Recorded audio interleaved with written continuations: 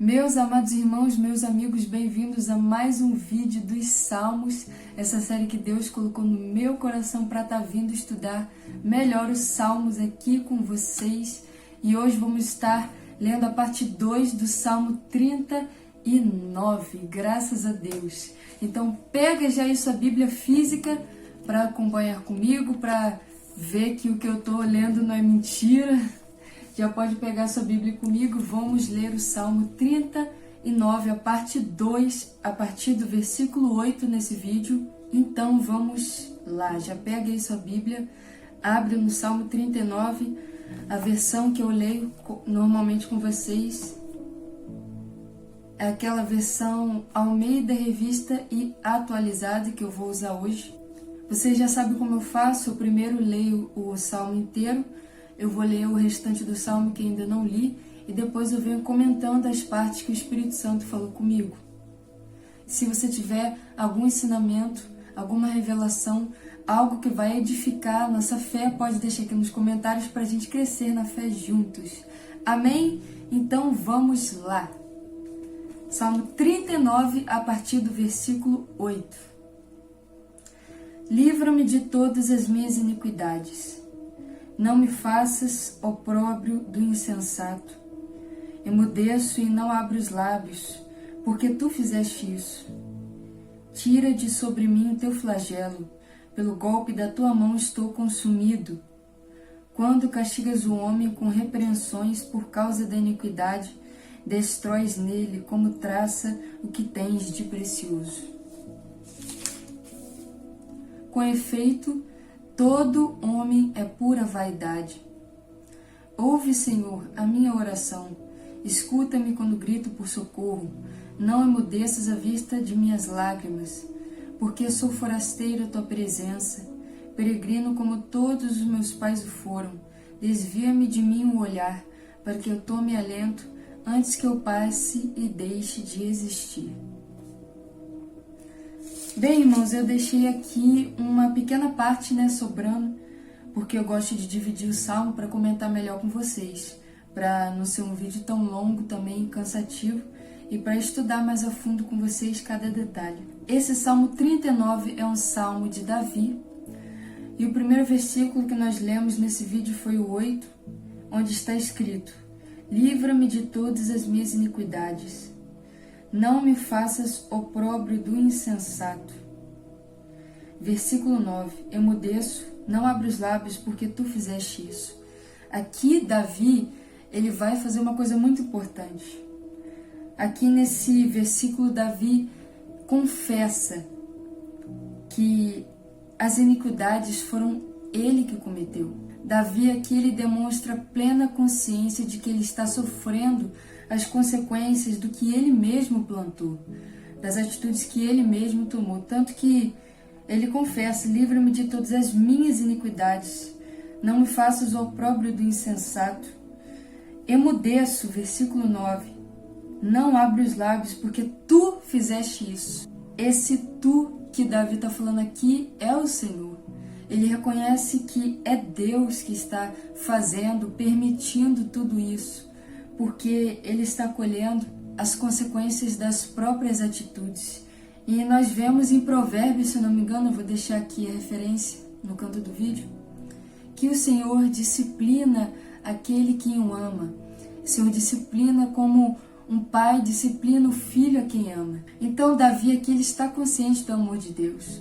Por isso que ele ainda suplica: não me faças o opróbrio do insensato, porque Deus permite que isso aconteça quando nós cometemos algo que é pecaminoso, é uma iniquidade. Tudo que nós plantamos nessa terra, nós colhemos. E às vezes, a gente pode até não ter cometido pecado só antes de conhecer Cristo, Mas às vezes, quando a gente está na presença, a gente não sofre por necessariamente estar sofrendo pecado. Mas muitas vezes nós sofremos por causa do processo até a promessa, que nós não chegamos à promessa de qualquer jeito. Deus ele nos prova no fogo, Deus ele nos afina, Deus nos modela consoante a vontade dele. Então, muitas vezes o processo dói e muitas vezes nós não precisamos cometer pecado para sofrer a lapidação. E muitas vezes Deus manda nós nos calarmos. Igual está escrito no versículo 9, Mudeço, não abre os lábios porque tu fizeste isso. Porque Ele quer que nós sejamos aprovados.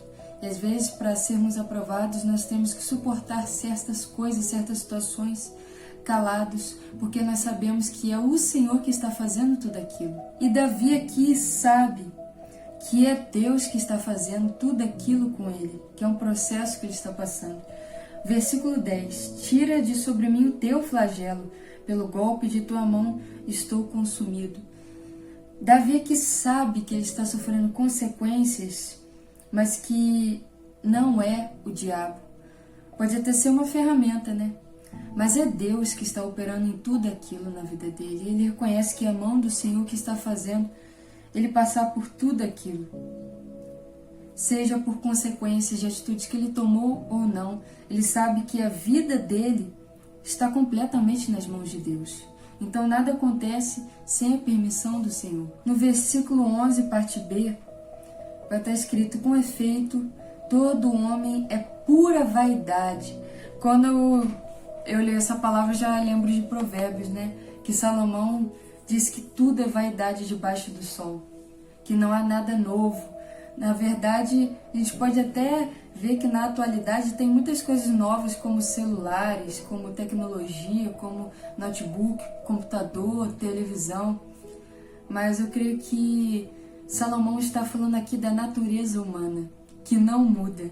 Então ele fala: não há nada novo debaixo do céu. Alguma coisa aconteceu de diferente com os nossos ancestrais, e ele vai falando.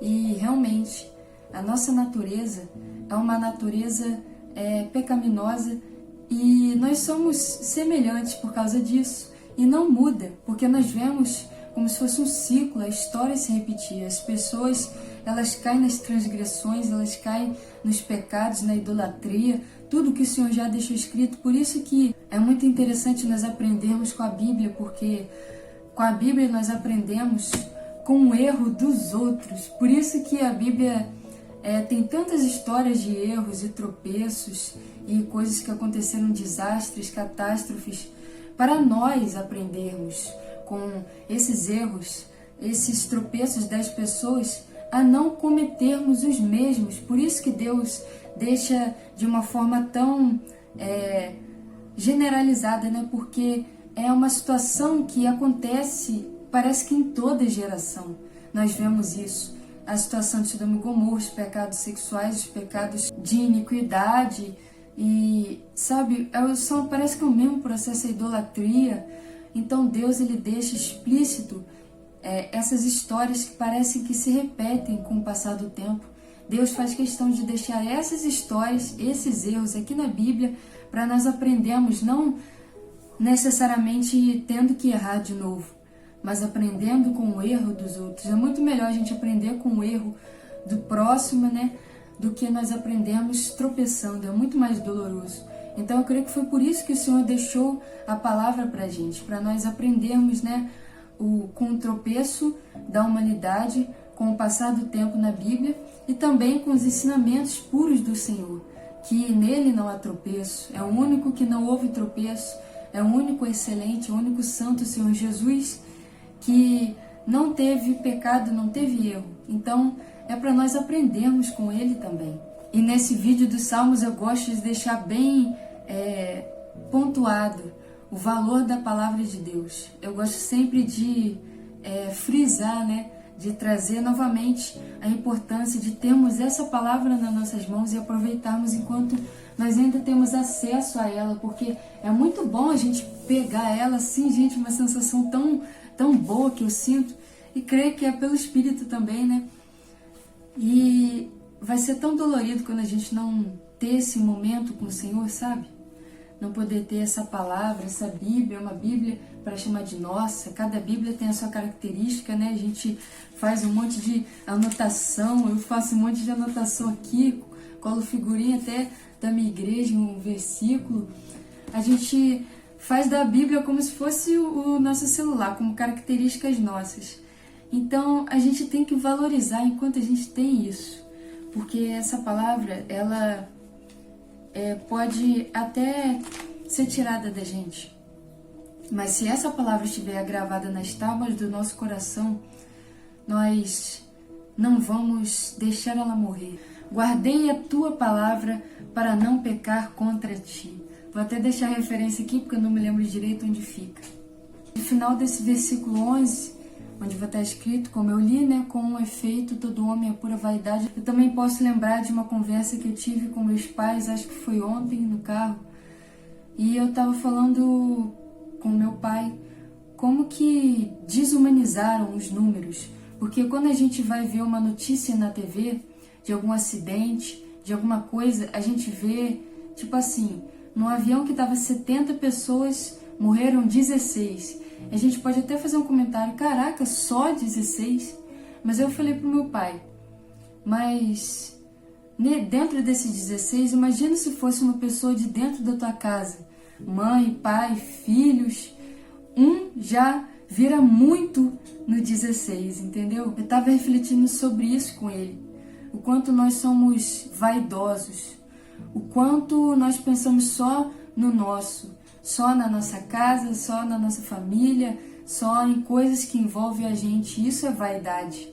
E, de repente, aquele número que era tão pequeno passa a ser gigante se for só um número 1, de uma pessoa que está dentro da nossa casa. Então, isso reflete a nossa vaidade.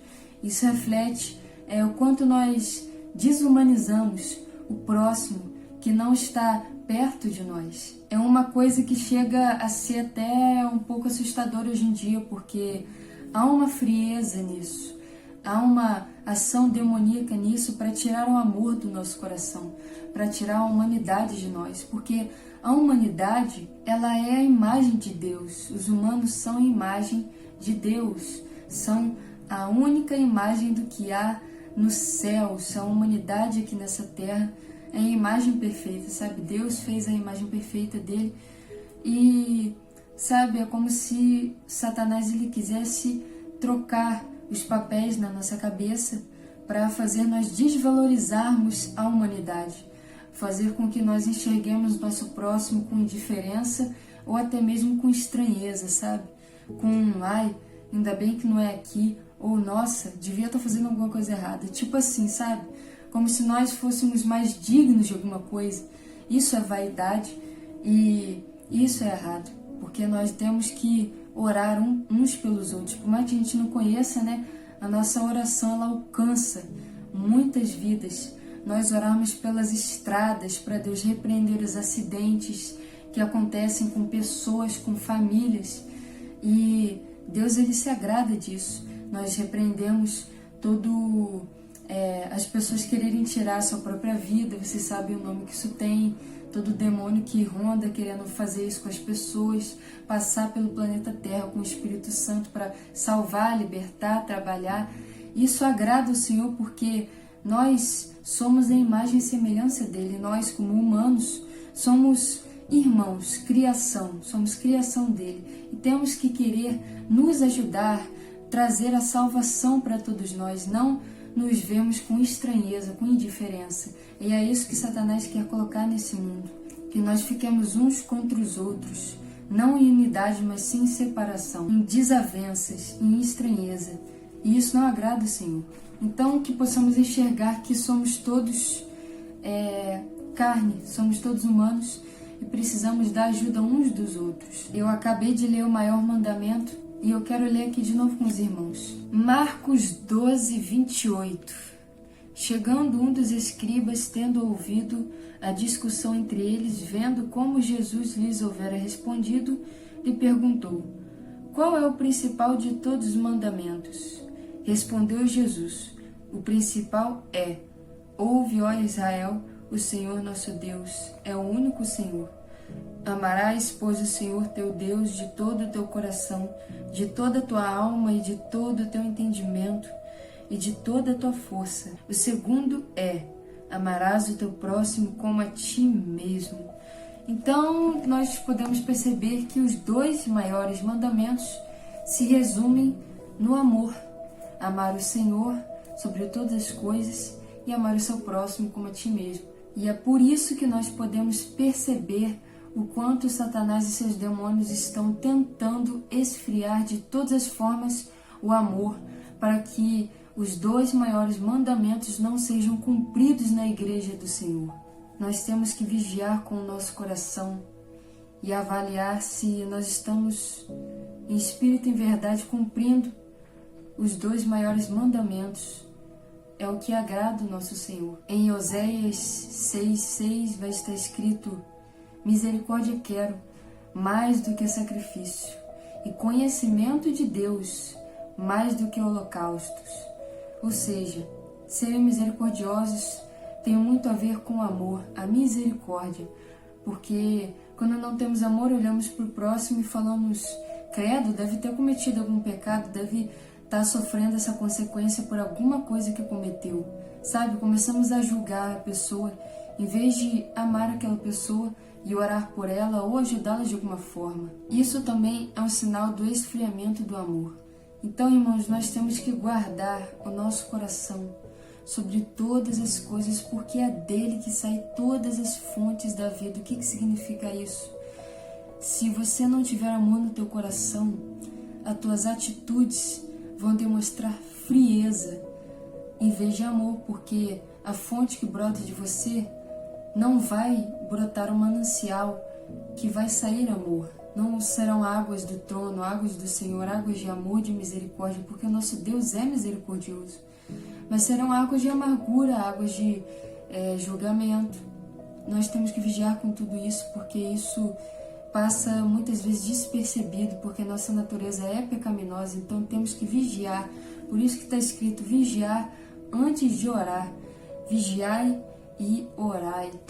Então temos que sempre estar vigilantes com as águas que saem do nosso coração. Então que possamos guardar nosso coração sobre todas as coisas, como está escrito na palavra do Senhor, e que possamos estar sempre nos caminhos do Senhor com amor no coração, que é o primeiro, mais importante mandamento. Meus irmãos, eu agradeço os irmãos que ficaram até esse ponto do vídeo comigo. Deus abençoe vocês, Deus proteja e ilumine vocês, que o Espírito Santo continue ministrando no coração dos irmãos, e até o próximo vídeo, se Deus quiser, e fiquem na paz do Senhor Jesus.